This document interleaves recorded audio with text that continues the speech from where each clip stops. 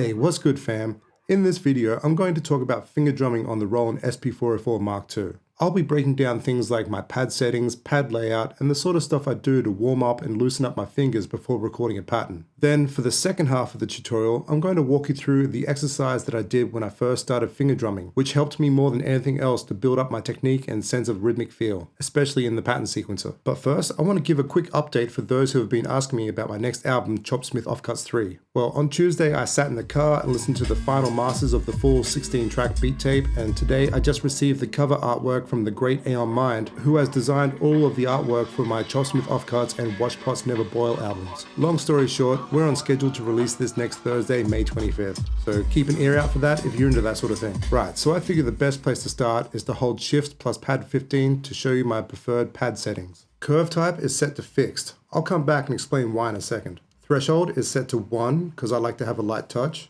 Gain is set to 0, which doesn't really matter because I don't think it does anything when the curve type is fixed. And trig span is set to 3 because if my fingers are a little lazy, I don't want to double trigger. So back to curve type. I prefer fixed because I'm not real into pad sensitivity like that. For especially the main kick and the main snare, it's really important to me that they are smacking at full velocity every time. Now, don't get me wrong, dynamic variations of drum samples in a pattern is very, very important to give it life and not sound so robotic, but I much prefer to achieve that with softer variations of the kicks and snares, etc. on other pads. For example, the drum kit that I have here on Bank A has the main kick, main snare, and main hat, and then variations of these which I have chopped out of the same drum recording.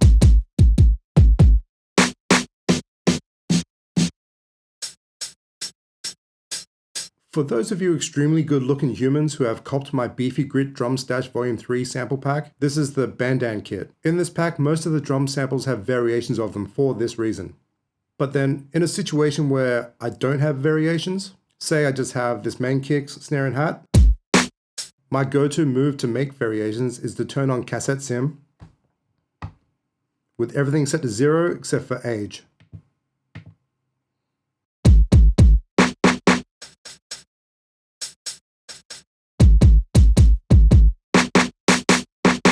And I'll just resample that.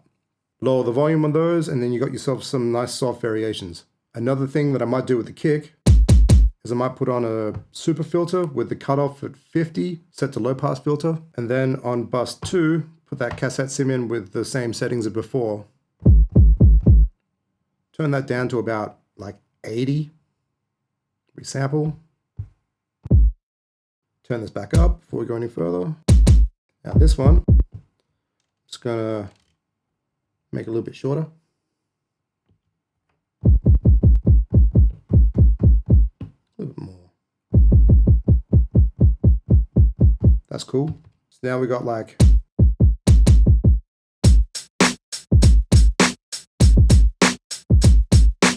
next we should talk about my layout. My general approach is to start with the bottom row, having the main hat, main kick, soft kick, main snare, and then all the variations kind of stacked up above them. The reason that I like this layout is that it gives me easy access for my left hand to play the hats, while my right hand takes care of the kicks and snares. But then I can also switch to one-handed, which frees up my left hand to play the other melodic samples which I would have up here in the upper rows. Having the drums down here also keeps easy access to the sub pad, which is cool for like doing triplet fills like I would recommend you watch a bunch of finger drum videos, try out their layouts, and see how they feel under your fingers. But at the end of the day, whatever feels most natural to you is the way to go. Let me know down in the comments what your preferred layout is and why. I'm always curious to see what other people do.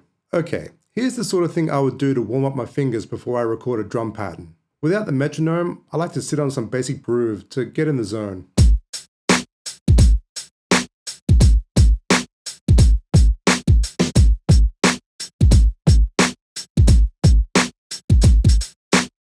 After a few minutes of that, I have this pattern that I like to repeat to really loosen up my fingers. With the basic sort of kick, hat, snare, hat, I want to put a soft kick in after each of those. So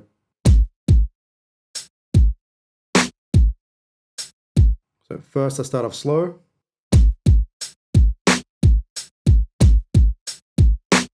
and then eventually build it up and try and make it groove a little bit. So.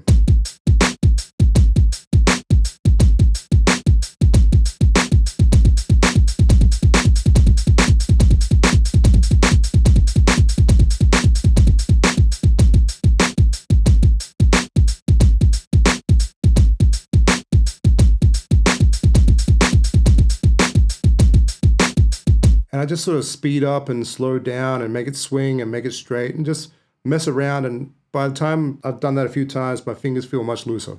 All right, for this next part, let's sample a drum break.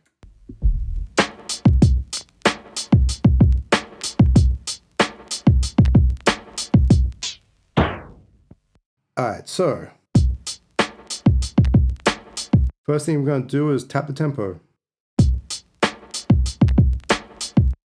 So it's about 95. And then I've gone through that break and I've chopped out some kicks and a snare and a hat that I can play with.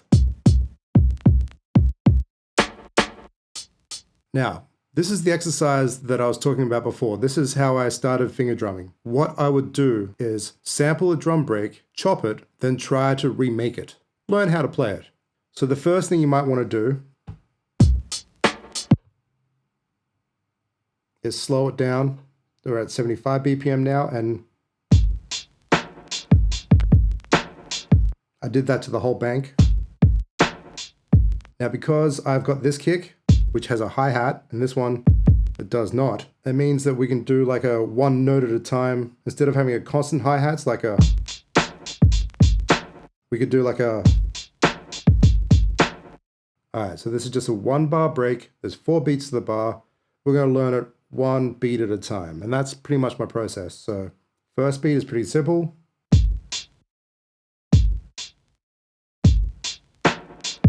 So let's listen to that second beat again. So we're gonna have a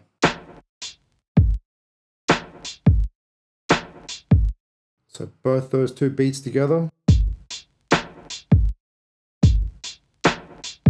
Third beat. So after that kick is a hat.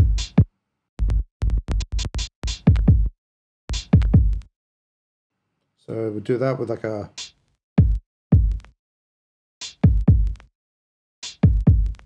And the last beat is... which is the same as after the other snare. So again, the first beat and the second beat together. Maybe I'll just practice that for a little while and try to get that looped. So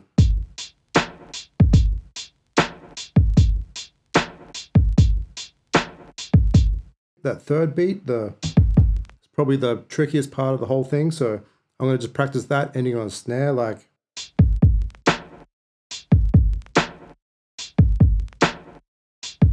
And maybe I'll just try and tie the whole thing together.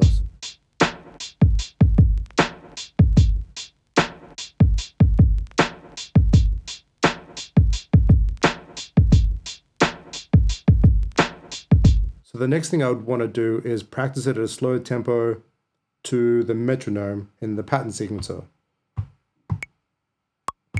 Just start a thing recording, go into rehearsal mode so it's not recording. And yeah, so first beat.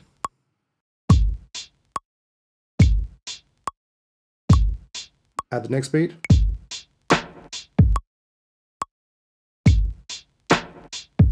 Try the third beat.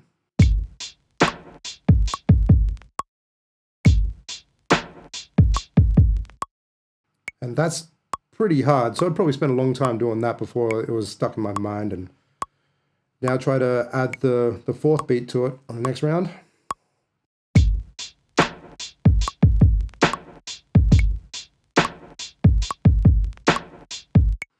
Then once I get that, I just start speeding it up, maybe 5 BPM at a time. So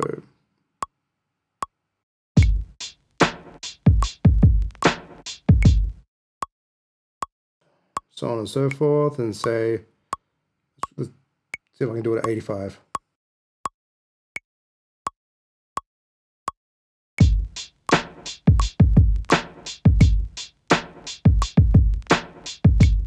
And let's go all the way up to 95 where we want to be.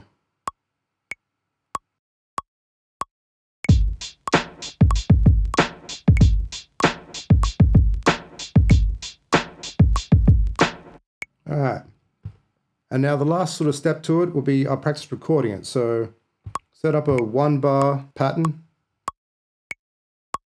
with it set to count in wait mode. So it'll start recording when I hit the first pad. And just try to record it and see how it goes.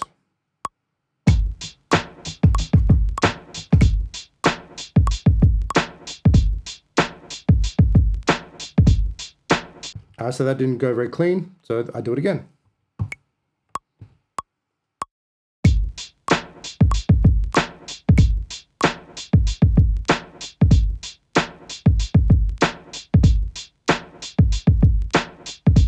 Alright, that's much better. Now that was kind of straightish. The next thing I do is I'll try to give it more of a like a swing drunken feel, just because that's kind of my thing. So let's see how that goes.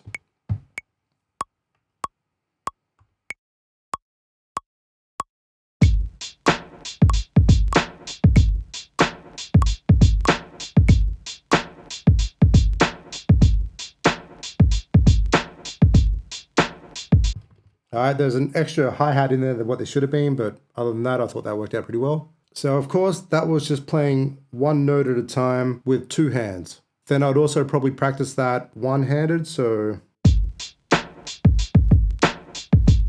And 2-handed, but with like a constant 8th note hi-hat with my left hand, so